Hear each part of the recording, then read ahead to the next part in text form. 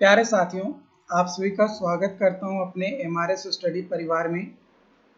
तो डियर, यहाँ पे हम लोग जो है बात करने वाले हैं economic policies in India.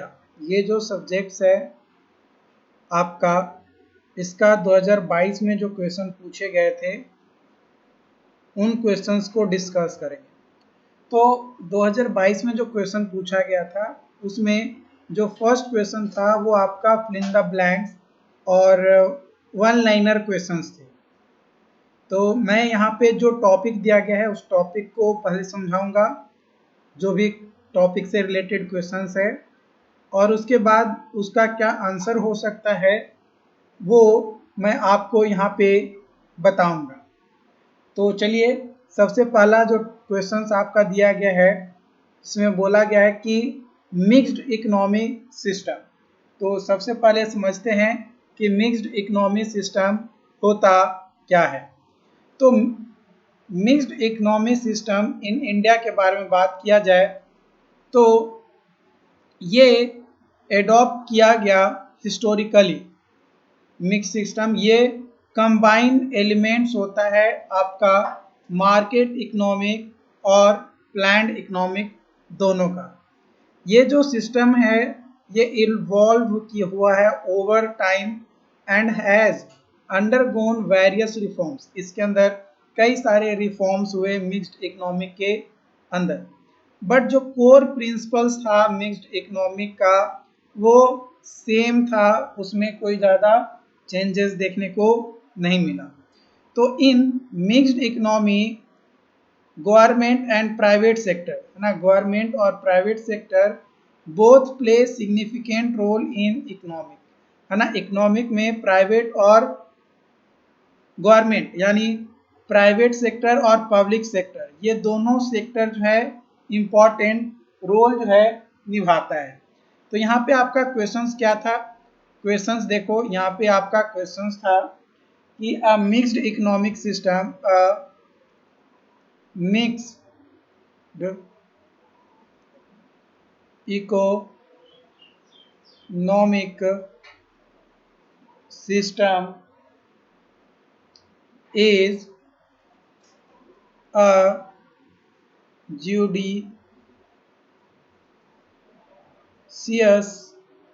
judicious mix of both fill in the blanks and fill in the blanks systems.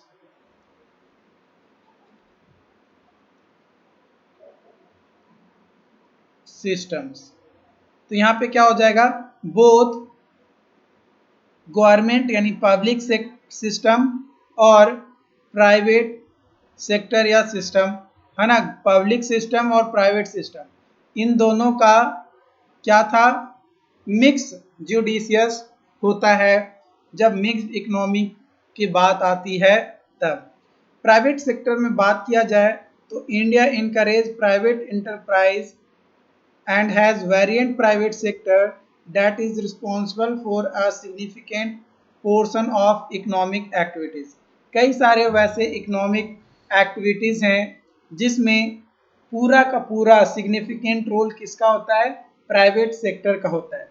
Private companies operate various sectors such as manufacturing, services, agriculture. इन सभी में प्राइवेट कंपनियां जो है क्या करती है, रोल निभाती है। अब एग्रीकल्चर की बात आती है तो एग्रीकल्चर जो प्राइमरी सेक्टर है वो आपका प्राइवेट सेक्टर नहीं होगा।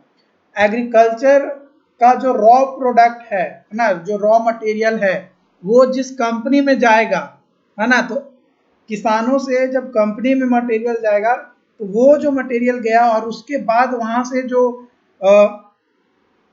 प्रोडक्ट बना वो या मैन्युफैक्चरिंग हो गया, या फिर आप ये कह सकते हो एग्रीकल्चर में कि जो एग्रीकल्चर में यूज किए जाने वाले जो इक्विपमेंट है ना, इंस्ट्रूमेंट हैं, वो जो बनाए जाते हैं वो भी किसी न किसी प्राइवेट कंपनी के द्वारा बनाई जाती है।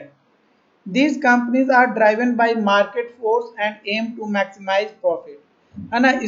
ये जो सेक्टर्स हैं, इसमें जो कंपनियां होती हैं प्राइवेट सेक्टर में, उनका मेन उद्देश्य यही होता है कि मार्केट का जो डिमांड है, मार्केट का जो डिमांड है उस डिमांड के अनुसार काम को करो, है ना। मार्केट का जो डिमांड है उस डिमांड के अनुसार काम को करो और उससे से ज्यादा क्या करो, प्रॉफिट गेन करो। क्या करो, ज्यादा से ज्यादा प्रॉफिट गेन करो। पब्लिक सेक्टर, गवर्नमेंट मेंटेन करता है पब्लिक सेक्टर को ताकि इकोनॉमी बेटर किया जा सके। इसमें ऑन्स और ऑपरेट किए जाते हैं इंडस्ट्रीज और कई सारे इसेंशियल गुड्स और सर्विसेज हैं जो कि गवर्नमेंट के द्वारा या तो ऑपरेट किए जाते हैं या फिर प्रोवाइड किए जाते हैं। किसको, पब्लिक को, आम जनता को दिया जाता है। पब्लिक सेक्टर एंटरप्राइजेज जो है ये रोल निभाता है जैसे एनर्जी, ट्रांसपोर्टेशन, बैंकिंग, टेलीकम्युनिकेशन। ऐसा नहीं है कि इस सेक्टर में ही सिर्फ गवर्नमेंट है, और भी कई सारे सेक्टर हैं जिसमें गवर्नमेंट है, लेकिन ये जो सेक्टर है इसमें ज्यादातर फोकस होता है गवर्नमेंट का। ट्रांसपोर्टेशन में आ जाओ, ट्रांसपोर्टेशन में अगर आप महानगर में रहते होगे तो गवर्नमेंट का क्या चलता है, बसेस चलती हैं, है ना, या फिर रेलवेज, है ना, जो रेलवेज हुआ, है ना, या ट्रेन हुआ, ये क्या है, आपका गवर्नमेंट है। ऐसा नहीं है कि ट्रेन आपका प्राइवेट नहीं है, जो तेजस एक्सप्रेस है वो प्राइवेट ट्रेन है ना। तो प्राइवेट भी इसमें इन्वॉल्व है, लेकिन जो मेजोरिटी होती है, जो मेजर कंट्रोल होता है, वो गवर्नमेंट का इसमें होता है। Economic planning, economic planning India's also incorporate elements of economic planning to promote balanced and inclusive growth। अगर अच्छा ग्रोथ चाहिए और बैलेंस्ड तरीके से तो आपको एक इकोनॉमिक का प्लानिंग बनाना होगा, जो कि गवर्नमेंट फॉर्मुलेट किया गया था 5 ईयर प्लान, जो कि आउटलाइन डेवलप किए जाते थे, गोल और स्ट्रेटजी बनाए जाते थे देश के लिए कि भाई हम लोगों को इस तरीके से आने वाले समय में काम करने, आने वाले 5 सालों में इस तरीके से काम करने हैं और ये टारगेट जो है हमें अचीव करनी है। और उस टारगेट के अनुसार क्या किया जाता था, काम किया जाता था। तो ये 5 ईयर प्लान आपका स्टार्ट हुआ था। मैंने 5 ईयर जो प्लान है इसके बारे में डिटेल, जो स्पेशल वीडियोस का जो फोल्डर आप लोगों को दिया गया है, उस फोल्डर में मैंने आपको बताया है कि 5 ईयर प्लान के बारे में। अगर आपने नहीं देखा है तो आप जाकर देख सकते हो 5 ईयर प्लान के बारे में। उसके बाद है regulation and interventions. Government regulate certain sector to ensure fair competition, consumer protection, social welfare.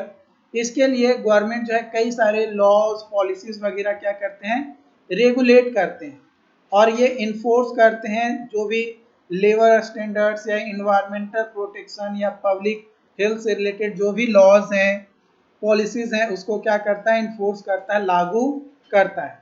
Government also intervene in the economic through policies such as subsidies, tax incentives, industrial licensing।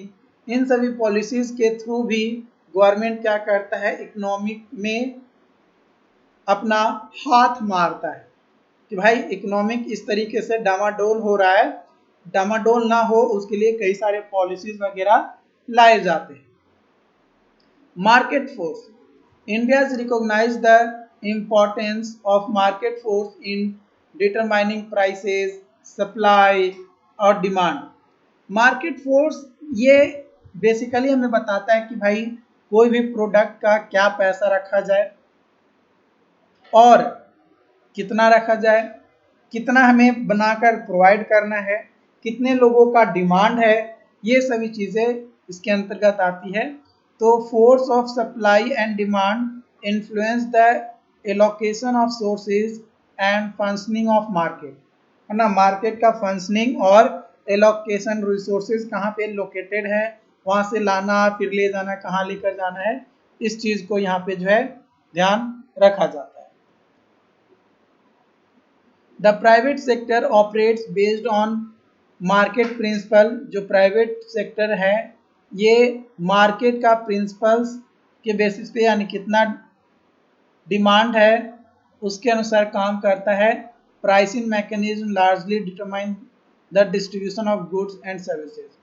जो price होता है वो basically determine उसके through किया जाता है कि भाई कितने लोगों तक ये प्रोडक्ट जो है हमारा जाएगा मैक्सिमम टू मैक्सिमम।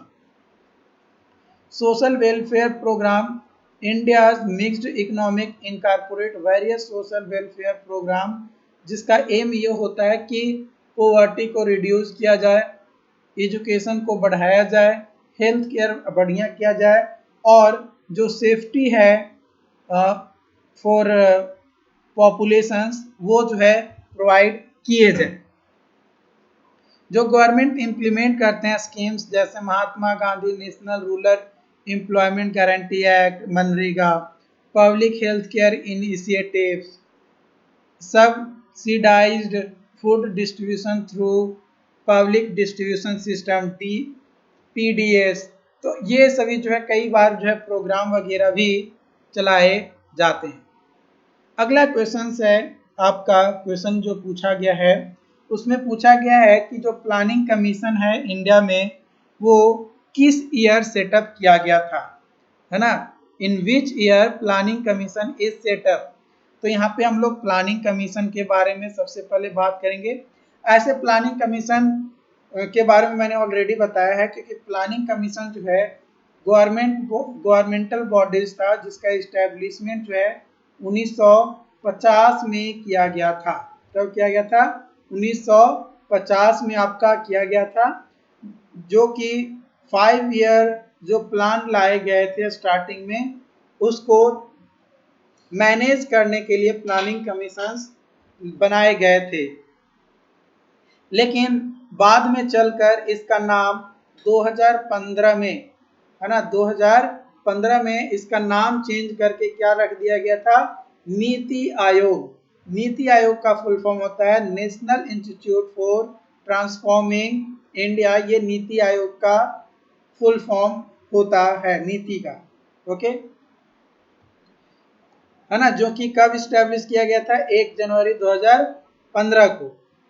इसके जो ऑब्जेक्टिव्स हैं वो मेन ऑब्जेक्टिव ये है कि decentralize planning, bottom up approach, flexibility and innovations, knowledge and technology based interventions, यानी डिजिटल प्लेटफॉर्म को ज़्यादा से ज़्यादा क्या किया जा सके, बूम आए, है ना, डिजिटल लिए ज़्यादा प्लेटफॉर्म को डेवलप किए जाएं, सस्टेनेबल डेवलपमेंट हो सके। तो ये मेन उद्देश्य इसका था। तो यहाँ पे आपका जो क्वेश्चन पूछा गया है उस क्वेश्चन का आंसर क्या हो जाएगा? यहाँ पे जो क्वेश्चन आपका पूछा गया है कि the planning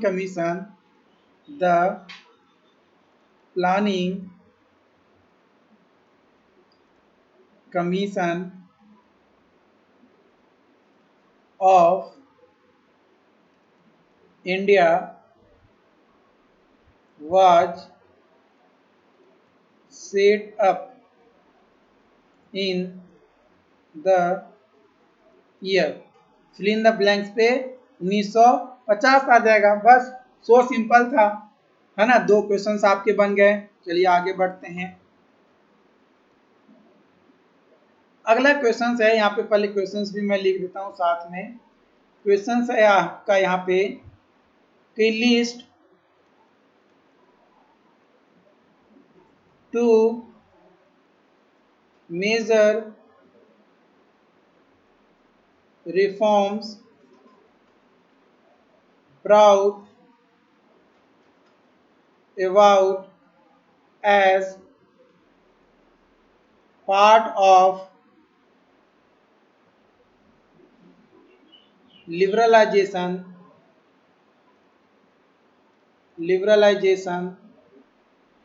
of Indian economy in 1991, है ना। तो मेजर रिफॉर्म्स आपको बताने हैं as the part of liberalization Indian economic में 1991 में। तो लिबरलाइजेशन जो था इंडियन इकोनॉमिक का, जो रिफॉर्म्स हुए थे 1991 में, वो टर्निंग पॉइंट था कंट्री के इकोनॉमिक पॉलिसीज़ के लिए, जिसमें कई सारे रिफॉर्म्स किए गए, है ना। री रिस्ट्रिक्टिव रेगुलेटरी जो फ्रेम था उसको डिसमेंटलिंग किया गया, मतलब ख़त्म किया गया, और इंडियन मार्केट को ग्लोबल कंपटीशन के लिए क्या किया गया, ओपन किया गया, ताकि ग्लोबली क्या हो सके, कंपटीशन बढ़ सके।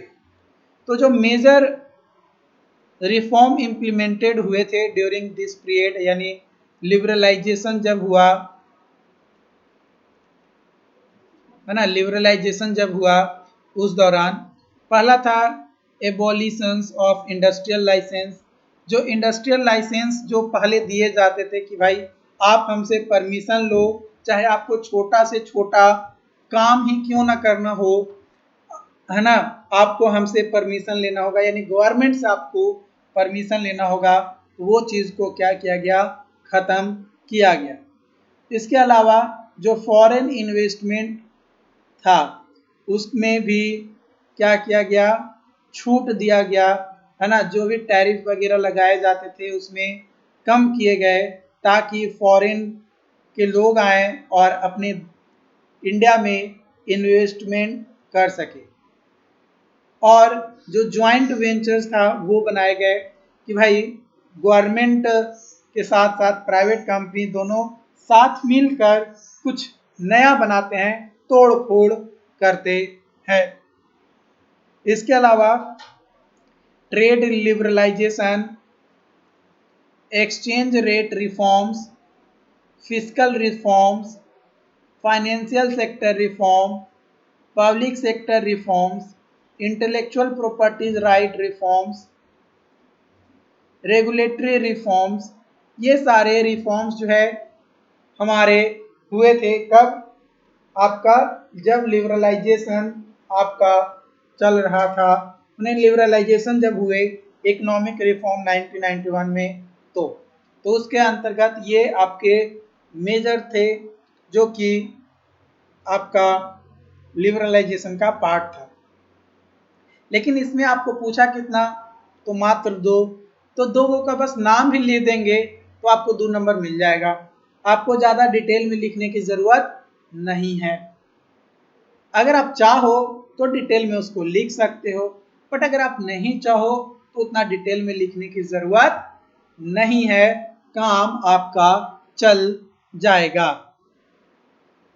अगला क्वेश्चन है यहाँ पे 4 नंबर क्वेश्चन में बोला गया, name 2 important policies rate administered by reserve bank of India, है ना, यानी आरबीआई के द्वारा वह पॉलिसीज रेट से रिलेटेड जो एडमिनिस्ट्रेट किया गया था। तो यहाँ पे कई सारे लिस्ट मैं यहाँ पे बताऊंगा, जिसमें से कोई 2 को आपको बताना है। तो आरबीआई यानी रिजर्व बैंक ऑफ इंडिया ये एडमिनिस्ट्रेटर है सेवरल इंपॉर्टेंट पॉलिसीज, जो भी इंडिया में रेट से रिलेटेड बनाए जाते हैं वो आरबीआई ही डिसाइड करता है। ये जो रेट है ये हमारे मॉनेटरीज पॉलिसीज और जो इकोनॉमिक फैक्टर्स है उसके या तो अफेक्ट करता है या उससे अफेक्ट होता है, दोनों चीज़। तो जो की पॉलिसीज हैं रेट एडमिनिस्ट्रेट जो भी किए जाते हैं आरबीआई के द्वारा, पहला है रेपो रेट। रेपो रेट वह रेट होता है at which RBI lends short term funds to commercial bank, है ना। कॉमर्शियल बैंक को क्या लेता है, लेंड्स लेता है ना, lends short term funds. It serves a benchmark for interest rate in economic, है ना, इकोनॉमिक में एक बेंचमार्क सेट करने के लिए, और ये इन्फ्लेशन को कंट्रोल करने के लिए किया जाता है, लिक्विडिटी को मैनेज करने के लिए किया जाता है, ताकि बैंकिंग सिस्टम अच्छा से चल सके। इसके अलावा होता है दूसरा reverse repo rate. Reverse repo rate जो है, ये रेट वह होता है at which RBI borrow funds, है ना। आरबीआई जो है फंड्स खरीदता है कहां से, कॉमर्शियल बैंक से। रेपो रेट में क्या था, रेपो रेट में था कि वह शॉर्ट फंड्स जो कॉमर्शियल बैंक को प्रोवाइड करता है एज ए लोन के तौर पे आरबीआई, और रिवर्स रेपो रेट जब आरबीआई कर्ज लेता है ना, बोरो यानी कर्ज लेता है कॉमर्शियल बैंक से, तो वो कहलाता है reverse repo rate. It acts as a tool of for absorbing excess liquidity from banking system. Banking system में जो एक्सेस लिक्विडिटी है उसको एब्जॉर्ब करने का काम करता है। साथ ही साथ ये इंस्ट्रूमेंट होता है फॉर लिक्विडिटी मैनेजमेंट के लिए। इसके अलावा आपका है cash reserve ratio, statutory liquidity ratio, marginal standing facility.